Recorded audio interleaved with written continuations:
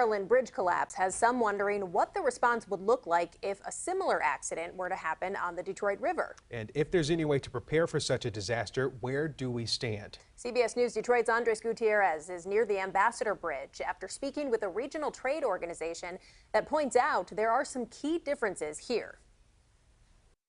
One of the glaring differences is size. The Port of Detroit is not as big as the Port of Baltimore, and the majority of the ships that travel through here are U.S. vessels, which the Lake Carriers Association says plays a big role in safety. So we have a very different requirements as opposed to these foreign vessels that come in. So this was a foreign vessel that hit the bridge there in Baltimore. Our requirements are much more stringent. Our safety, our training.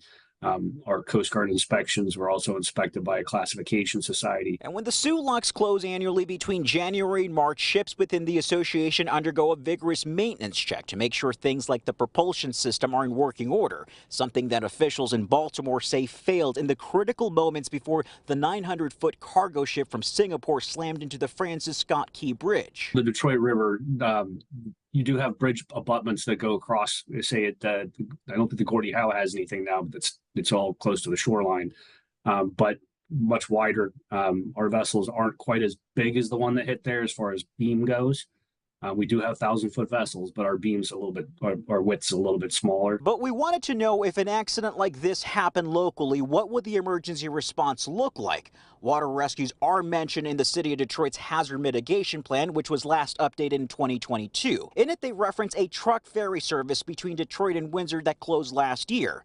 They say in case of an accident, the U.S. Coast Guard, along with Marine units from law enforcement and the ferry operator, would be the primary rescue response. And add, these agencies are highly trained and skilled in water rescue operations, but their resources may not be sufficient or their efforts timely enough to save lives and the vehicles involved. Even with onboard life-saving equipment, some loss of life would likely be inevitable, especially in inclement weather or with rough waters on the river. CBS News Detroit did reach out to the Coast Guard, who declined an on-camera interview, saying, quote, "We do not speak to hypothetical situations." Instead, they sent over a statement which read in part, "The Coast Guard has preemptively created and maintained area contingency plans for each of our different areas of responsibility.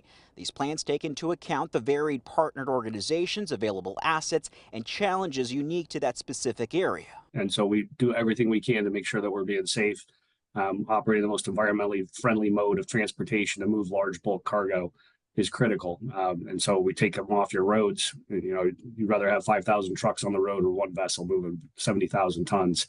It definitely makes a difference that we have that ability to do that safely. And we take it very seriously. In Detroit, Andres Gutierrez, CBS News, Detroit.